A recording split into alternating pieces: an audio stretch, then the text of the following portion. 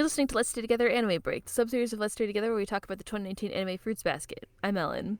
And I'm Kayla. And today we're discussing Season 2, Episode 18, which was called Let's Kiss. A deceptive title. I was going to say I can't joke about it this time because now we know what happened. Even though we knew what was going to happen, I guess. We knew, but now we know. Does that make sense? It's fine. I'm back in the closet again today, in case anybody can tell. And also, I apologize in advance if you hear the delicate sound of jazz wafting through this recording because our neighbors on our street are having an outdoor jazz concert right now, which is charming. But we're in here. Anyway, hopefully it's nice and quiet for this wonderful episode that we're going to talk about. So this covered, we're going to do our summary and then spoiler-free discussion, then non-spoiler. Oh, wait, no. Summary, then non-spoilery discussion, then spoilery discussion like we always do. Yay. This episode covered chapters 78 and 79 of the manga, and we covered this in our podcast episode number 41, which was called I'll Release You. The episode opens in front of the Sohma estate. Kisa and Hiro make their way home from school. They talk about his mom's pregnancy. Kisa asks if her belly is big yet, and he says it isn't. She wonders if the baby will be a boy or a girl, and Hiro says it doesn't matter as long as the baby's healthy. His mom was a huge klutz after all. And speaking of which, his mom comes to meet them. He asks her to be careful, and she greets Kisa, and they chat about the baby. They want the gender to be a surprise. It doesn't matter if it's a boy or a girl. They'll love it just the same. I'm sure the baby will be kind like Hiro-chan, his mom says. And he protests that he isn't kind, and his mom's like, isn't he, Sa-chan? Don't you think he'd make a lovely husband? Kisa's eyes widen at the thought, and Hiro's like, hey, don't ask Kisa about that. Meanwhile, across the path, Rin watches the exchange coldly. Hiro notices her and tells Kisa and his mom to go on ahead home. He'll meet them later. He gets up with Rin. They haven't seen each other in a long time. He asks her if she's doing okay. She says nothing and passes him. Once he gets close enough to her, he can tell that she doesn't look well. Her face is pale. There are dark circles under her eyes. He asks if she's eating well, and she stops. Why do you always concern yourself with me? She asks coldly. If it's because you were there when that happened, forget about it. Be loved by your mommy and daddy and live a peaceful life. Are you blaming me? Hiro asks. The way you say it makes it seem like it's wrong to be loved by your parents. Like a peaceful life is wrong. Sorry, he says, almost under his breath. Rin leaves without saying more. Rin, he shouts after her. You didn't find anything out, did you? You're putting in all this effort by yourself, but even Shigure didn't know, right? There isn't a way, right? There's no way to break the curse. Then we cut to the opening credits. Dun, dun, dun. I know. That was an appropriate dun dun dun this time. All my dun dun duns are appropriate. You're right. After the credits, in a dark bedroom, Rin changes out of her school uniform. She remembers her conversation with Shigure from back in Season 2, Episode 6. I looked it up. Gureni, you know, don't you, the way to break the Zodiac curse? She asks. What makes you think that I know? He says. You're always by his side, a trusted favorite of Akito's, she explains. A favorite. A favorite. That's great. So I should be privy to secrets because I'm a favorite? If that were true, do you think that I would disclose something that would hurt Akito-san? Do you have collateral? He asks. The only thing I possess is myself, she says, and takes his wrist. You can have me and do whatever you want with me for life, she offers. Shigure seems taken aback, but he smiles, an almost pitying smile. I've included this screenshot here for your convenience. So I see. Because I was like, I don't know how to describe this expression. He actually looks smiles upset. at Shigure, smile. Yeah, it's not quite like I would describe. We always describe it as rueful.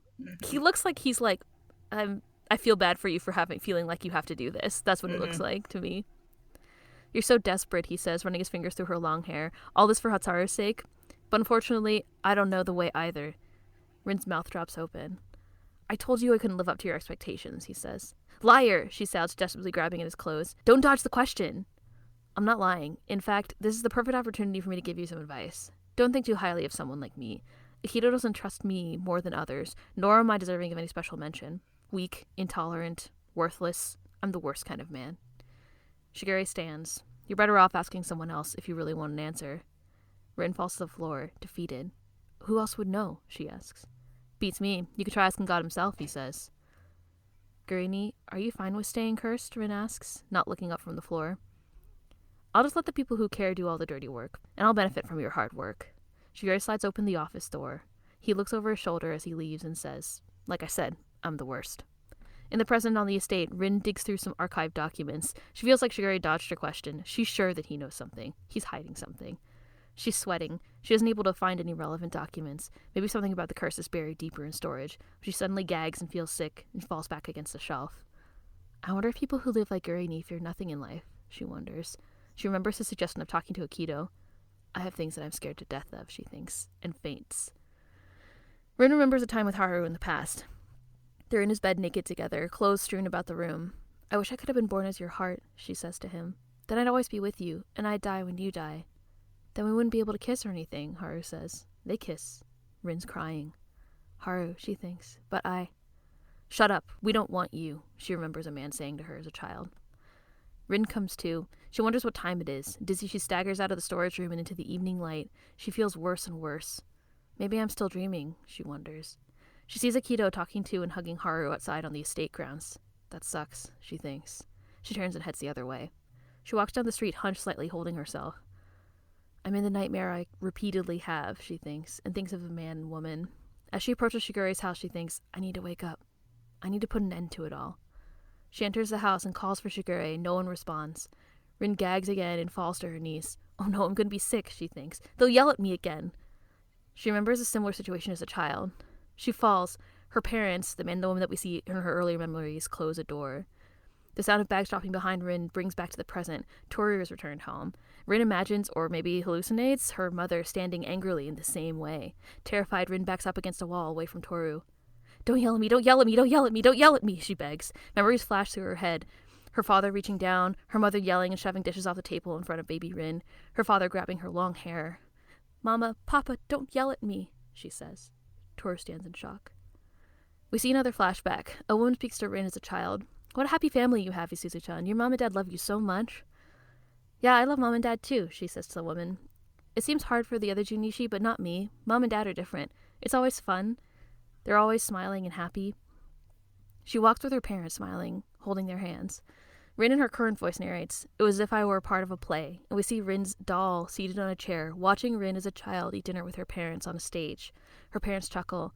How come you're both always having so much fun? Rin asks. Are you really having fun? You're never sad about anything? Her parents' faces go slack as they turn to her. Just who do you think we're doing all this for? Her mother shouts, knocking all the dishes off the table. Who do you think we're working so hard for day after day? Don't be ridiculous. The table overturned and her mom's back to the table. Older Rin narrates, the plate came to an end. The stage lights go dark and we fade to black. In a dark hallway outside a closed door, little Rin clutches her doll close. Tears stream down her face as she quietly apologizes to her parents. The door opens, light falls on her face, and Rin looks up, hopeful. Neither of her parents say anything. Her mother stands back, hand covering her face, and her father reaches down and pulls her by the hair. They hated me and I was a burden to them, Rin narrates. Yet they pushed themselves for so long, they exhausted themselves and ended up snapping, never able to return to how it was. Shigure comes home and notices Tohru's dropped bag in the present. As he passes the room, he looks in and finds Tohru holding Rin. I'm scared. Haru, I'm scared. I'm scared to death, Rin narrates. In another memory, sometime later, Rin stands outside her front door in her middle school uniform. Her fists are clenched. She reaches up to the door, stands listening briefly, then closes it and walks away. That feeling when I pray before I enter the house. Are they in a good mood? If they're not, I'll wait it out. Like a stone, like an object that feels nothing, until the day they forgive me. As Rin walks down the street, she looks much the same as she does earlier in this episode. Eyes sunken, pale, she's sweating. She gags and falls to the ground. They'll forgive me, won't they? We can go back to the way it was, right?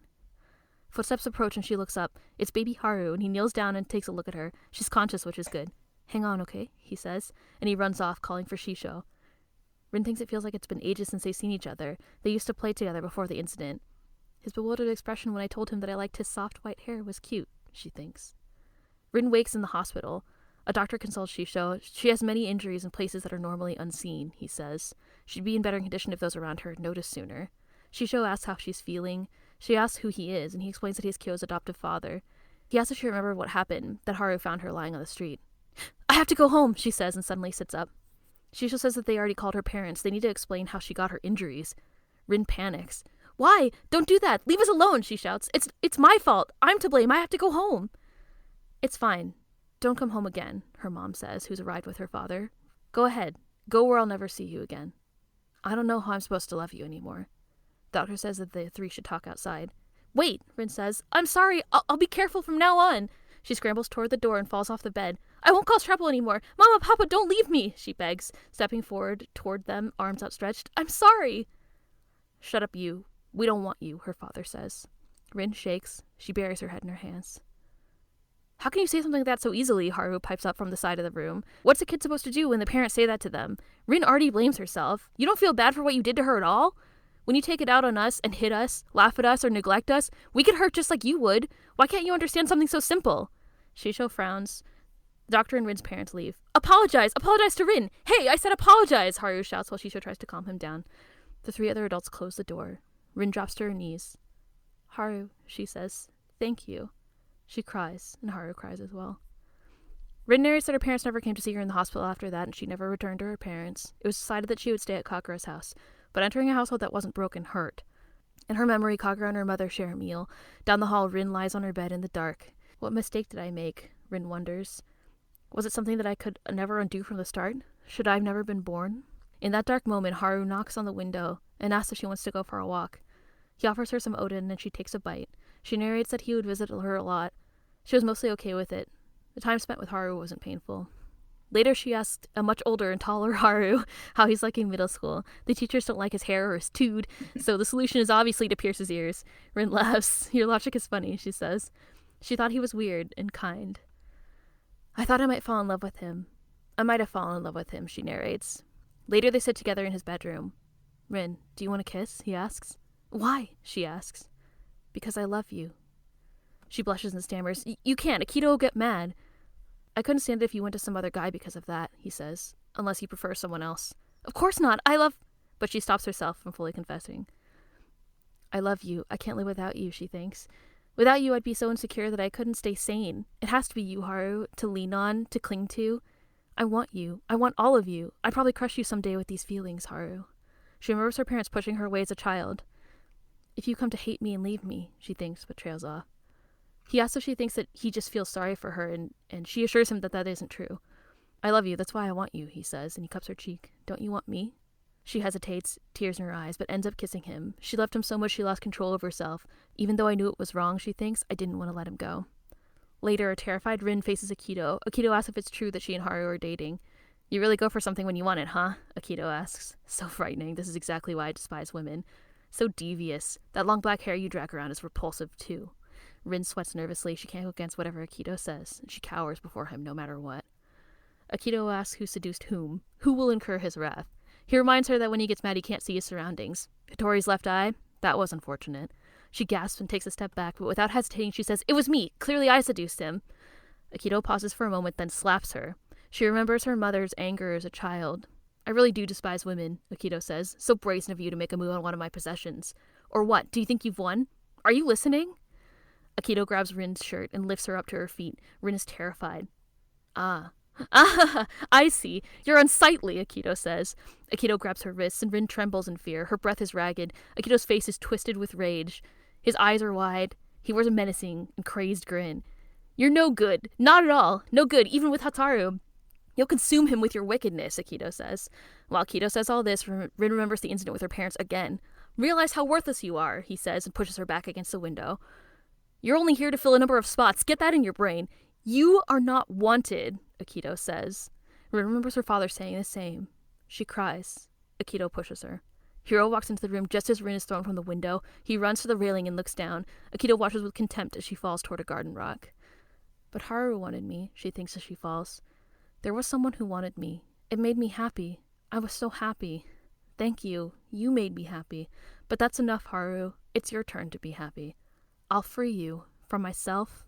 From Akito. Rin lands on her back. Blood pools around her. I'll free you from all the shackles, she thinks. Your true happiness lies beyond here. Search for it and find it. I'm okay with having nothing in the end. The episode ends with Tohru watching over Rin as she lays in her bed, crying, and we cut to the credits. Yay! Before we started recording, I was telling Kayla I watched this episode with the full intent of then going to write the summary immediately after, and I was like, I can't do this now. I'll do it later. So sad. It was sad when we read it, and it was even sadder when we watched it. Yeah. It's more real when you actually hear someone that's not your own inner monologue screaming, I guess. So. Mm-hmm. Yeah, once again, the animation and music and everything does a good job of really emphasizing the emotional distress of the characters. Rin is terrified. Where Tohru finds her, and she's just like, it's like not. It's so.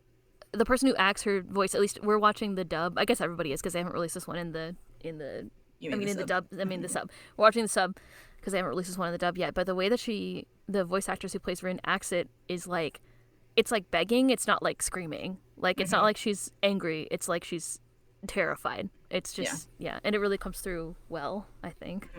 Yeah, and the way the flashbacks like cut in and out during like the scenes and she's like panicking and hallucinating and stuff. Yes, I don't know. Yeah, I can't tell if they're hallucinations or like just like supposed to be remembering the time. I feel like the time with Tohru it is a hallucination. Yeah, I think the fact that she's like, I mean, she doesn't even like know she's awake when in that moment. So I think it's fair to that whole part where she leaves the we joked about it when she's like, was I dreaming? Did I just wake up? It's like, no, you were passed out and you need to lay down. Yeah, but when she leaves there and the main house and goes to Shigure's, I feel like everything after that is like fair game for a hallucination rather than like a memory. So yeah. Plus, it's like they frame it in exactly the same way where her mom's like standing in the door and Tohru's standing in the hallway, like the doorway. So I think it's meant to be represent her like hallucinating, I guess. Yeah. Which makes it even worse. I mean, he's not having a good time. No.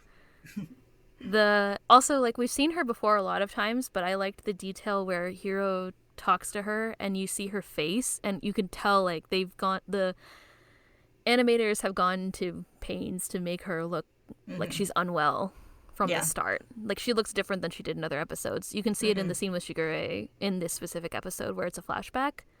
Like she looks different, which is nice. Yeah, it was well done because I feel like a lot of times in like shows and stuff they'll be like, "Oh, you look so pale," and you're like, "Do they?" They look exactly the same as they did before. Or they're like, "Oh yeah, you look like you're unwell," and she would have looked exactly the same for sure. So I appreciated that little detail in her face. I mean, she was pale before. I don't think she was I don't remember if they mentioned it at all yet in this series, but she wasn't particularly healthy before either. Yeah, I think it's been mentioned that she's been in the hospital at some point. Oh, yeah, right. But I don't know if it's like, it was never really made clear like why or like if she's actually better when she's out. Pushed out a window. Yeah. She's always been presented as kind of like pale. At least, and yeah, I mean there is the fact that like she transformed into the horse on the beach. Oh right, which they say is like happens when you're weak. Yeah, when you're sick. So. Oh, she was also like huffing and puffing running around the beach too, so she wasn't doing that well. Yeah. Although we questioned if she turned into a horse and ran there. I forget. Yeah. Levity. That's what this episode needs. I mean, yes. But yeah, no, she seems to not be doing well. That's for sure. I think that's implied. I think it's been implied enough. But in this episode, it's even worse. So yeah, it's obviously like a breaking point of, I don't know, her health in this episode. Yeah. And now we know what she was doing all this time. That she was looking for a way to break the curse. Dun, dun, dun. So now we know there's at least 2 people who are trying to do something, have vowed to break the curse. Like Tohru says that she wants to break the curse. Yeah. So she went and talked to Shisho about it before. And now we know Rin also is the reason she was trying to, like, we saw the scene before where we saw the full flashback this time of her and Shigure, and we were like, oh, so sketchy. What is she doing? I mean, And now we know that she was trying to get information from him. She wasn't necessarily trying to seduce him, I guess, but yeah, she was like, all I have is this. Yeah, it's like she would have if that was what it took, but yeah. I think it was an interesting scene with the moment with Shigure that also the like acting and animation helps not like make clearer but kind of come to life more, where like this scene where it's, I think in the manga, I don't know, I didn't have a chance to like check before we started recording, but I think the scene was, his expressions were a little bit more ambiguous and stuff in the manga, so it's kind of nice where he seems surprised that she's talking to him about this. Like he seems surprised that she's making this offer. And he kind of plays it cool, but you can see it in his face in a couple of the moments. Yeah, I'd say, I think in the manga he came off a little more like smug. Yeah. Like kind of a like well kind of Look thing. at you But trying to do your little thing. yeah. Then this he's kind of like he seems more like a little surprised and more self-deprecating. He definitely Like he seems way says more he self-deprecating. he says the same words, but like he seems like more to mean them. Like I think you could have read it as him being like a little sarcastic in the manga. Yeah. But I think the anime makes it clear that like he kind of means it when he's calling himself the worst man and everything. Yeah, he seems more. It does seem, yeah, sort of like in the manga. I think you can interpret it, and I think I've chosen to interpret it as definitely being more sort of like self-deprecating, covering up, like how he maybe really feels or whatever. But I think in this interpretation in the anime, it's like, oh, he actually really thinks that he's a piece of garbage, like, Yeah. and that he's like worthless. And I love the way that he laughs so derisively at the fact that she thinks that he gets some kind of special treatment from Akito. Where he's just like, that's rich, like that's it's yeah. I thought that was an interesting. There's interesting detail in that scene that doesn't come across the same way in the manga. I mean, I think it is not a different interpretation or anything. But yeah, it's there. It's just there. like it's more ambiguous. You could read it in other ways in the manga. Yeah, so that was nice. I was just trying to remember if there was like a reason for that, like if they move something around that would make that clearer, but I don't think so. No, I think it's just the voice acting. Yeah, and being able to show like how expressions shift like from moment to moment rather than like panel to panel.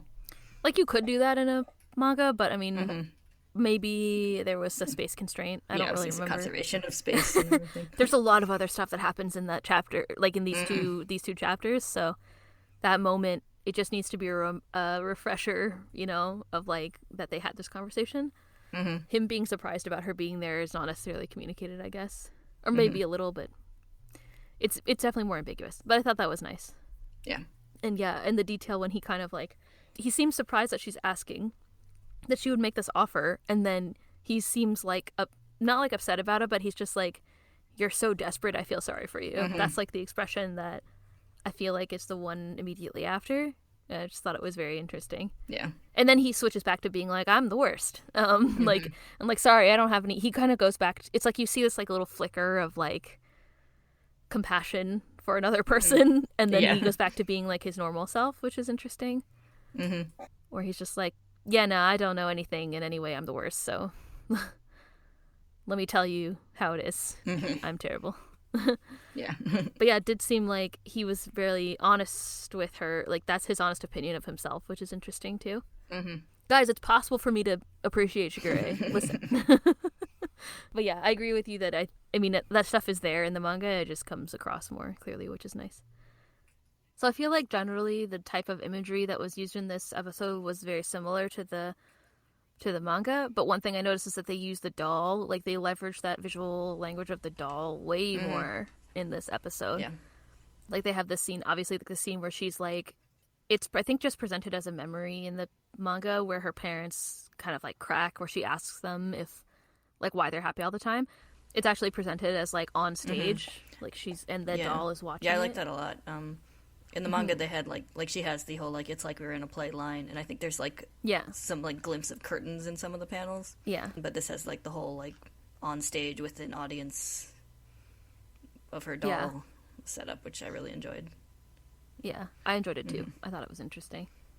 I feel like the doll is clearly like it's like a representation of her, right? It looks like her, and it did look like that in the manga too. But I feel like this makes it it's a stronger association because like she's like watching her life just like unravel, which is very interesting. They only used it for like one little kind of visual thing in the manga, I think, but these are more. Yeah, and she's holding it in the same scene after where she's apologizing to her parents, which was so heartbreaking in the anime. Kind of cutting away from that, but yeah, they made that scene like extra heartbreaking because they made it like her like looking like happy, like she obviously thought her dad was gonna like pat her on the head and it was all gonna be okay. And nope. Yeah. That's not what happened, and it was just very sad. I was like, oh, she looked so hopeful for a second when I was writing this summary. It's like, no, it's not okay. It's not okay for this anime to crush my heart. We just lived through this one time. I mean, but yeah, it was extra. Like she smiles, like she's super hopeful, and then he like grabs her hair, and it's the worst. And then the doll in that scene, actually, speaking of the doll is like ripped in that part. So, which I think was also imagery that was used in the manga too. Yeah, I think that's the only like real use of the doll in the manga is they had it like ripped as it fell to the floor in that scene. And maybe like one other bit, but maybe I forget exactly. But then also in the scene they added it, I think, more later. Like in the scene where in the anime it was used again more frequently after that part of the story. So like later when she's thinking about how much she loves Haru and she's like, oh, like I think like my feelings will like crush you one day, they have the doll just like multiplying across the screen, which I also liked as an effect. Yeah. Guess it's like her feeling like her feelings of abandonment and loneliness it'll be too much for him to handle, and she worries about him leaving her like her parents did. So I always thought that was an interesting use of that doll as well. Yeah. Of course, the other thing in the adaptation that's terrifying always is when Akito is animated angry. The scene with Rin and Akito is also terrifying. Yeah, I think they have a lot of fun with Akito's like crazy faces. Yeah. Yes. This one was particularly crazy. I'm trying to think of another time. But... They had the one recently that had like a fisheye lens effect over Akito's face. That was like really scary. Yeah. Something that could be really cheesy in another light. And no, the thing that makes it scary, especially in this instance, is how scared Rin looks. So when they cut back to Rin's face, Rin is petrified, and she's like shaking. Her eyes are like wider than I've ever seen someone's eyes in this series, and like, the way you can hear her breathing. So like it's focused on Akito's dialogue, where Akito's like telling her all this awful stuff about really getting in deep into her, like, you know, her all the things that are her hang-ups from her parents, like, you know, you're not needed, and saying all that stuff. It's when Akito's saying those things, you can hear her breathing. She's just like, it's like panting because she's so terrified. But yeah, so Akito's scary face is made even scarier by like Rin's terrified face in that scene. Yeah, I think you can make something that like might not be as scary, like be scary by having like convincingly scared reactions to it. Like, you get kind of like a similar reaction to Tohru from Rin too. Like you can tell how scared she is of like her mom, about her parents getting mad at her or whatever.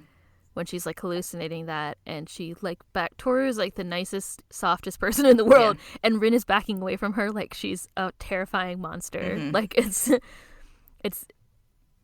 so sad and crazy. Yeah, I thought it was interesting how they didn't actually have her like throw up. I mean, she gagged a lot, but did she actually throw up, or is it just like not, you know, edited for anime?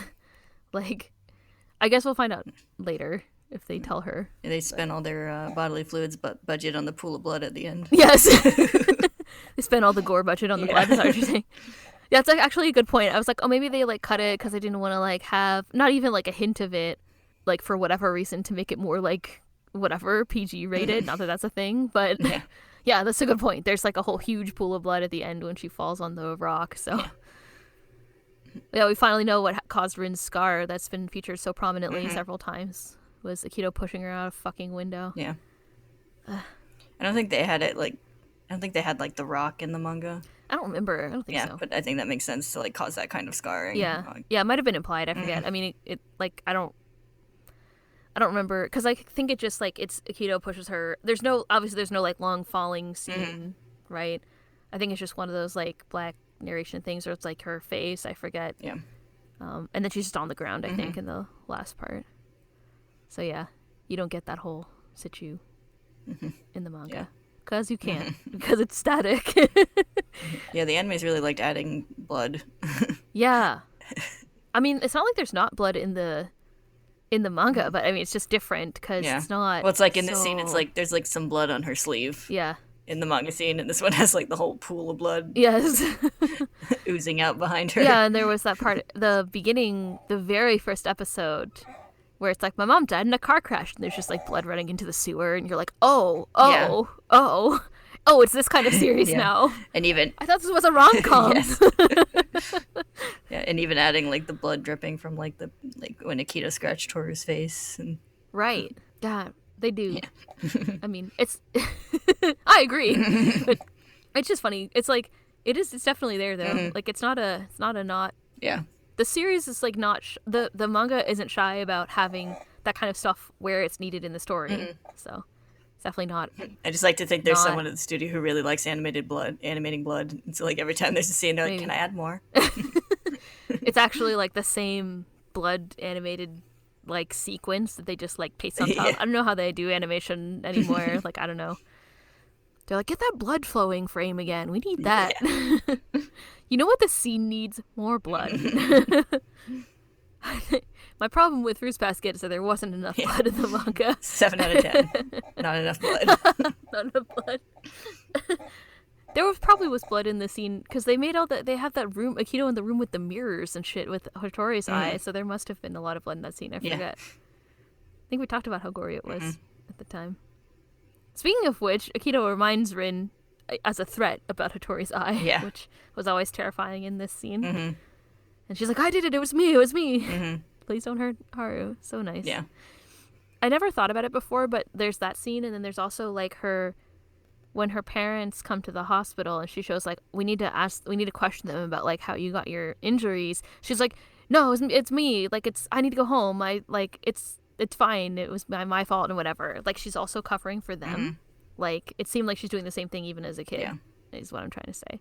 So sad. But I didn't really think about it that way before. I guess when we read the manga. Yeah, she's also been like trained to think of herself as the burden and to take on all the blame and everything. Yes, unfortunately.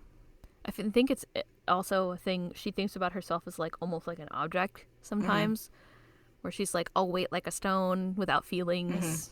Yeah. And I think the doll imagery helps to get that across too. Rin is a deeply sad and interesting character. Yeah. I think that's like kind of a not untypical like coping mechanism for abuse, to like kind of like dissociate from like your actual self in the moment. Yeah. I'm not an expert, but I agree. My vague recollection of like sophomore year psychology. Yeah, definitely. And I mean, I think it's kind of I think it's represented in the way that she like thinks about and talks about herself too. There's like I don't know that much about it, but there's a tweet where Takayo is talking about, because Takayo uses very specific language things in Japanese to communicate things that like often I don't really understand. But one time there was this thread about her. She said like, I wonder if people like notice and think about, like Rin refers to herself as Atashi, but like the way it's written in the manga is not the way that you would normally write it. Like it's written in katakana, not hiragana, as if she's like referring to herself as an object, I guess is the interpretation. So it's and that wouldn't come across in the anime either, because it's not I don't know, unless she pronounces it in a way, like it didn't sound that different to me. But I think there's other things about her her that we see in the story and in the manga and in the anime that kind of like back up that idea that she thinks about herself as more of like an object than a person. She has like almost like a separate, I don't know, like she's dissociated from herself, I guess. But yeah, using the doll in this I think helps make that point clearer. Yeah. I guess the only other thing of note that happened, not the only other thing, but another thing that was like running throughout this was there was the little part at the beginning about Hiro's mom being pregnant. So remember at the beach he called her and she called him and she told him that she's pregnant. So so a little bit more in the ongoing saga of Hiro's a baby sibling. Yeah. And that was the opening. The evolution of Hiro becoming a good boy. Yes. He also went to Rin and like chatted with Rin. In fact, the episode is actually like bookended partially by him being around Rin. So he talks to her, and then at the end it's when the time when Akito pushed her out the window and he happened to be there. So that's what she was referring to, of course, when she was like, "You just because you were there, like just forget about it or whatever." Yeah, this is another one where like I don't know, the voice acting like just made me go like aw in a way like the manga did, and him just running up to Rin and like being like, "You're okay? You eating okay?" Like, yeah, and she completely ignores him, which always makes me chuckle. But it's like because she doesn't. Rin is trying to protect everybody by removing herself from their lives essentially. So she's like, just forget it. And then I like how it's interesting how he says like he's like, you say that like it's wrong to be loved by your parents, and then he's like, sorry, kind of like as an afterthought, because he's doing that thing where he says whatever he thinks in the moment, and then he's like, oh shit, I did it again. You know, it was so subtle. And then I was like, why is he saying sorry? Oh, so cute. He's becoming a good boy. Yes.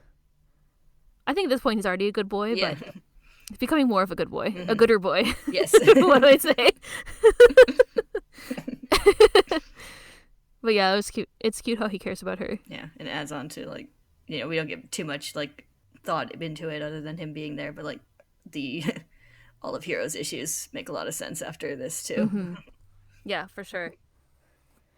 And that's why he keeps bringing up Rin to Haru. Like, he's done that before, right? Mm-hmm. Didn't he ask about her maybe at the beach? I forget. Yeah. Recently. And, like, the fact that he continued to be, like, so concerned about, like, Kisa getting hurt because of him, because he saw, Akito push Rin out the window. Yeah. He knows that Akito... So far, I think we did this when we talked about this in the manga too, but so far we've seen Akito hurt Hattori's eye, specifically. Akito attacked Hattori. That was the first one that we saw. Did something to Kisa. It's not ever, like, shown, but she was in the hospital. Mm-hmm. Pushed Rin out of a window. Yeah. Oh, kept Yuki locked in a room. I'm trying to remember what else. Basically, Akito's terrible and awful. Yeah. in this part of the story, at least. So, Akito is very scary. Yeah. Even Rin, we got another, like, reiteration of how the Junichi feel about Akito. Like, Rin was like, I'm so terrified.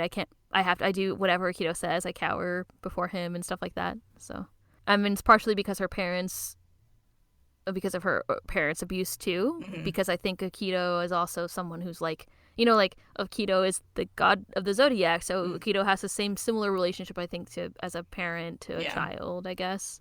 Mm-hmm. So it cuts even deeper when Akito says the same things that her parents said, I guess, when he's threatening her. Mm-hmm. Like, they make clear comparisons between, like, her parents' reactions and Akito's reactions. Like, she's obviously, they're all obviously all, like, tangled up in her mind to some degree. Yeah, for sure. Yeah. I also never really thought about, like, consciously about the fact that, like, Hiro knows that she's, like, trying to break the curse, so... Yeah, that was, like, the first scene that we see of them, I guess, in case anybody forgot, was, like, they're in the hospital, Rin's in the hospital, and Akito's like, so you're gonna, like...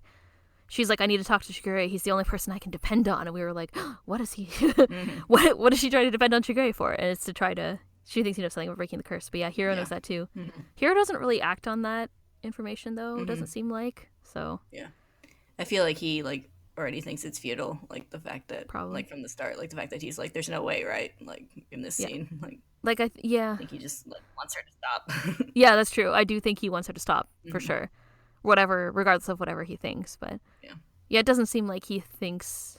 I don't think he sees it as, like, a realistic goal. He just thinks it's something that, like, Rin is clinging to. Yeah, anyway. I didn't have any other things that I wanted to chat about that were not spoilery. I do want to give another shout-out to Best Dad Kazuma.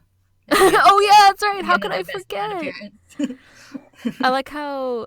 I guess at this point, Rin didn't know him. It seems like... So there's a little line where she's like, oh, I hadn't seen Haru since, like, before the incident. Like, she was kind of isolated from the others after her parents sort of snapped. So it seems like... But she didn't know... Yeah, she wasn't familiar with Kazuma, I guess, until this time. She didn't know him on sight, but, like the way he introduces himself makes him seem like she would know him, like, by reputation, maybe. Yeah. And she would know Kyo. Yeah, probably there's like, oh, that guy who adopted the cat or whatever. Yeah, exactly.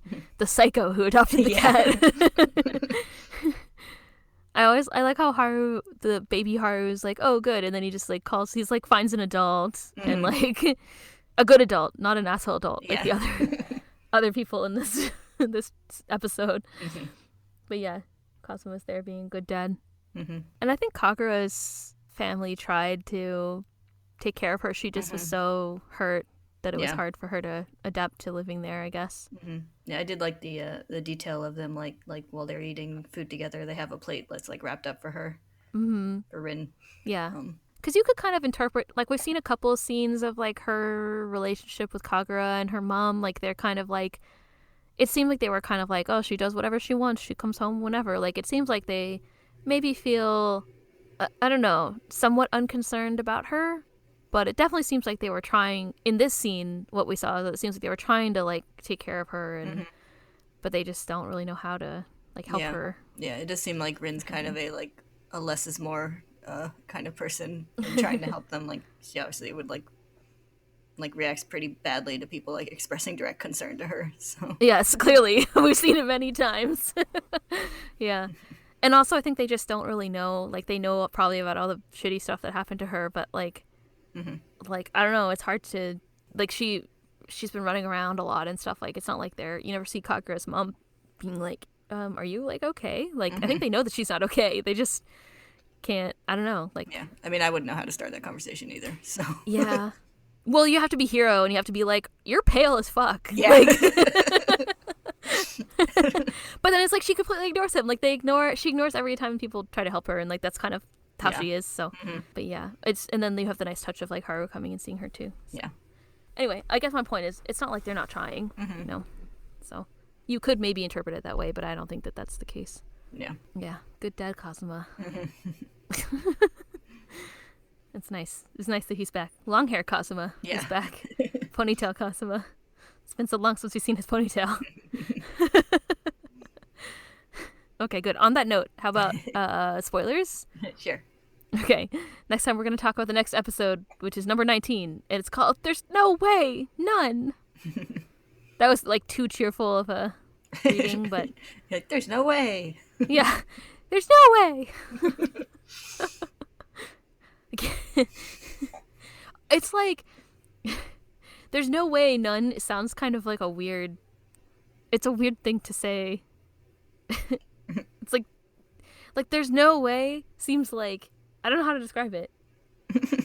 Like, it just sounds weird, like a weird sentence. Anyway, whatever. Like, there's no way what? There's no way, because like usually we say like no way, it's like surprise.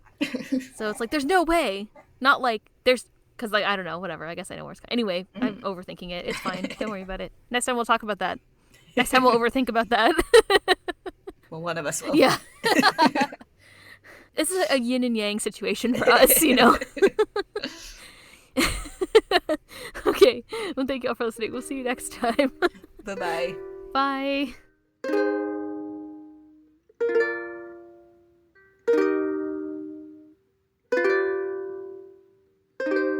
Or maybe we won't. I don't know. Maybe this one is the last time. Maybe they're like, I gave them one last chance to not be dumb. And they blew it. Can't believe they gave us that many chances. Yeah, I know. Like, maybe next time. It's like, we've been dumb the whole time. Yeah, we've been dumb the whole time. It's like the astronaut meme. Like, they were dumb the whole time. I was thinking of like the Avengers. It's like, that's our secret. We're always dumb. Exactly. Anyway, spoilers. Next time we'll still be sad, I guess. Yeah. But hopefully a little less sad. Yes. This is like going to be... the upward curve of the sadness graph. Until the time when she gets locked in the cat's room. Yeah. It's like it's fine for a little while. Yeah. I mean, this particular sadness graph. Then Tohru will make her pudding. Yeah, this time. Oh, wait, no, she made her pudding after... No. Yeah, she made her pudding this time. Not the cat's room time. Or Jell-O or whatever it was. Something like that. Yeah, because she still had her hair long. Yes, exactly. Because Toru's like, oh, it's so pretty like that. And she immediately takes it down. Yes. She's like, your hair is cute. Renee's like, fuck this. Yeah. I can't have a human connection with you. You'll be collateral damage, and I can't have that. Yeah. One of the things that, of course, stood out to me in this episode was Ren talking to Rin, which always terrifies me. And it's just as terrifying this time, where she's like, oh, you have such a great life, don't you, Isuzu? And she's like, I do. My parents are so great. And then everything falls apart. Like a minute later. Yeah. It was like, at this point in the manga, it was just like one tiny panel. Like, you couldn't tell who was talking to her or anything. But I think they made it a little more prominent in this point, and so you're kind of like, oh. Yeah, but I mean, like, Ren hasn't really been... Was Ren introduced? No, Ren wasn't introduced. She just showed Not up officially. in the We've seen her and heard her name, but... Yeah, so it's like you still don't know who that is. Yeah, you still don't know who it is, but, like, it's more prominent. Like, I think in the manga, it's treated as if it's one of her parents talking to her. Like, in the, the translation, anyway.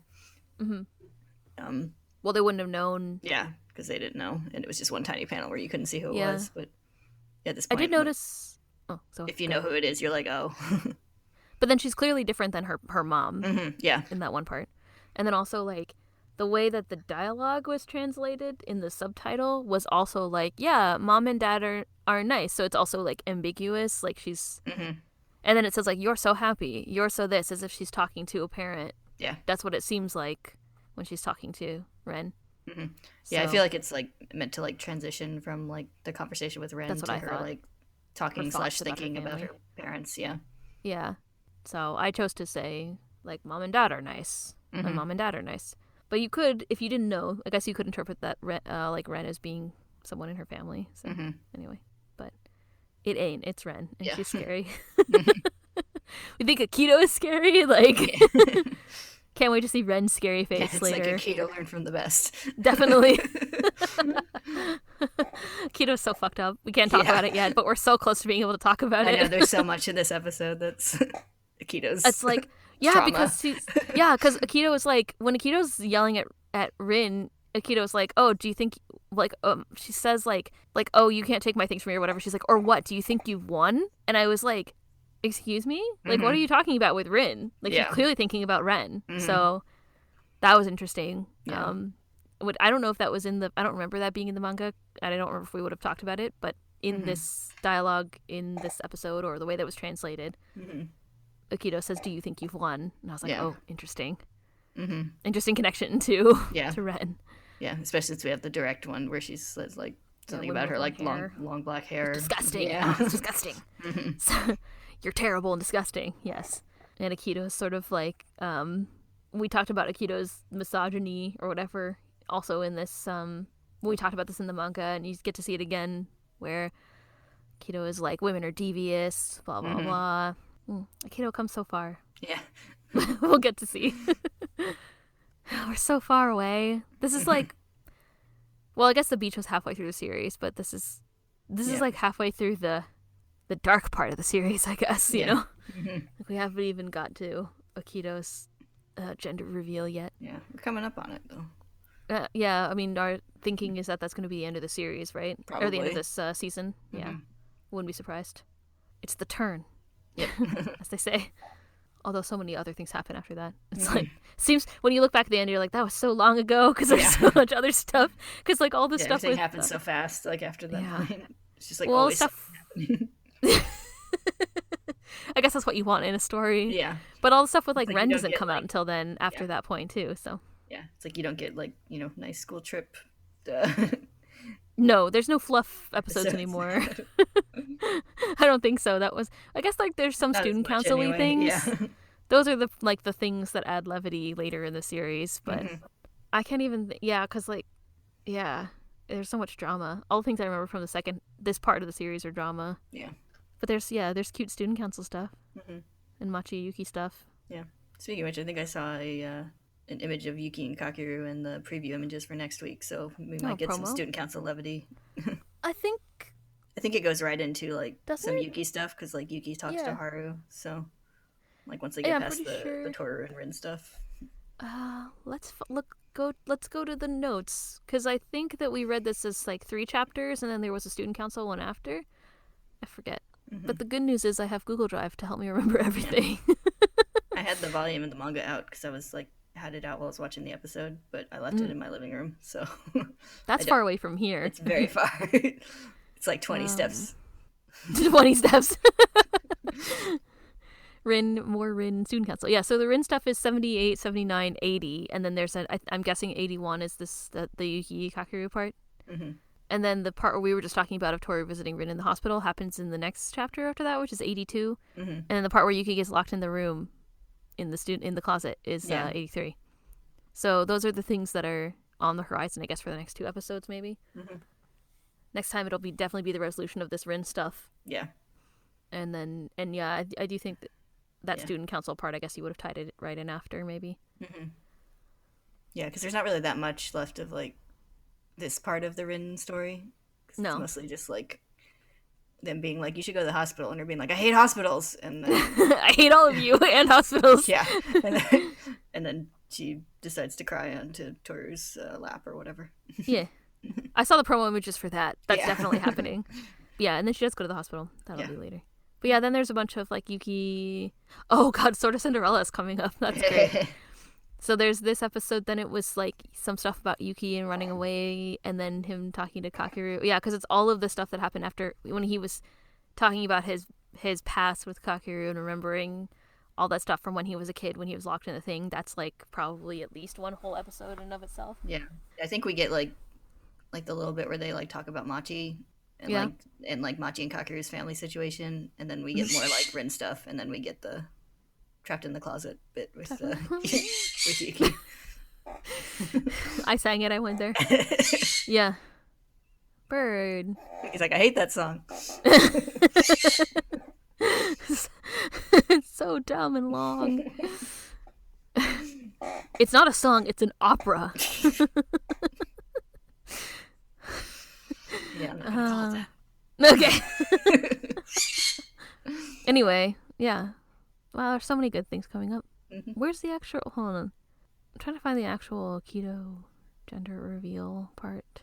Oh, wait. Sort of Cinderella. And then there's Kyoko and Katsuya stuff. Maybe they'll move that. This says in volume 17 in my notes, Uo Kureno, one chapter, probably Kureno, and then it says a keto reveal, Ren and Keto backstory, Tohru stays with her friends. Mm-hmm. That was all. We read that as all one thing, apparently. Yeah. That was the early COVID times, I think. Mm-hmm. Wow, is that how long it's been? So sad. Yeah. Anyway. Yeah, because we're on like, as far as the anime, we're on like volume 14, I think. Yes. Not too far. Correct. In anime timeline. No. But that's in volume 17, so yeah. Yeah, because there's like usually at least like 2 to 3 chapters in an episode. So. Yeah, so... Yeah, you could easily have that be in 25 then. Mm-hmm. Easily. Yeah. They only have to cut a little bit of Sword of Cinderella. No, I'm just kidding. Outrage in the fandom. Yeah. They probably make all the Kyoko Katsuya stuff one episode instead of 2, maybe. And like some of this Yuki stuff might be 1. Yeah. Well, we'll see what happens, won't we? It's like the only thing we have to speculate on since we already know where the story's going. Oh, we don't have to speculate on a random line this time, like we did for a couple of episodes about what it was going to be next. This time I was like, I'm 100% sure that what's going to happen next. Yeah. Yeah, the line is from when Tohru is asking her about breaking the curse. Yes. She like breaks down and is like, there's no way to do it. I don't know what to do. I'm in so much emotional pain. She doesn't say that, but she thinks it real loud. Yeah. She's like, I'm sorry. I'm going to cry on you. Yeah. All she did was ask Shigure and look at some documents. There's probably a way to break the curse. Her next attempt doesn't go so well, so... No. She shouldn't have done it. That was a bad idea. Yeah. Should never listen to Ren. She's she's like Ursula. Yeah. It's like, don't listen to the scary lady who's even scarier than God. Yes. But Rin doesn't think that she's scary. Only we as the reader and / audience think that she's scary. Yeah. She's clearly presented as being scary. I mean, look at her scare. She's so scary. Somebody asked in the finale special, is Aikido hero, villain, or neither, or whatever? Mm-hmm. Do you think Ren is a villain or not? I don't know. It depends on how you define villain, I guess. She's definitely the villain of Aikido's story. For sure. She's the villain of Ren's story. Yeah. Ren's story. Yeah. And she definitely fills the a villain thinks they're the hero of their own story kind of criteria. Just because she has her own complex about how great she is and how great she was for Akira. Yeah, she like everyone to a certain degree has kind of their own narrative about their lives. Definitely. But she like definitely has like a storybook narrative of her view of her life. I saved him. I was the only one who understood him. Just like that, in that voice. Yes. We didn't get to have a lot of fun in this episode. We get to have fun in the spoilers. Yes. Bird, you are so chatty today. He's on the alarm clock again. He is the alarm clock again. Yes. Anyway, I don't actually have any other things that are important to talk about. Ren aside, she's scary still. It'll be fun to see her animated. I bet they'll give her like a breeze that only blows for her hair too, just like Rin. Yeah. Well, part of her scariness is that like her hair is like enveloping anyone she's talking to. Yes. And her, yes. It's its own little cloak. Yeah. Yes, she's definitely the hero of her own in her own narrative of herself. Mm-hmm. But she does have this sort of like. I think the reason she reminds me of Ursula is because she has this kind of like witchy appearance, like storybook witchy, sort of like wraithy appearance in the way that she pops up in this in the house and like comes out, and then she's like hidden away, like she can only be accessed in certain ways, and you know what I mean. Anyway. Yeah, she's definitely like a character from a horror movie. Definitely. Her and Ghost Momo. Momo's been dead for years. Ghost Momo. Ghost Momo is definitely the kind of character who would pop up at the end of a hallway in a hotel, haunted hotel. It's like, I'm looking for Omiji. I want to play violin with him. Ren's the one you see like, and you're like invited to an opulent mansion, and you keep seeing like glimpses of someone like in the high rooms and stuff. And you're like, so who's the woman that's here? And it's like, oh, there's no other person here. Yeah, nobody. Then lightning flashes. Yeah. Nobody lives up there. It's like haunting a Hill House. Yes. Okay, good. I'm satisfied with the amount of headcanon that we've come up with today. Or amount of non-canon discussion that we've had today. Any other final thoughts on this episode? Or No, I'm good. For now? Okay. Well, we'll have more time to comment on Rin next time when we talk about the next episode. Yep. Anyway, thank y'all for listening. We'll see you next time. Bye-bye. Bye.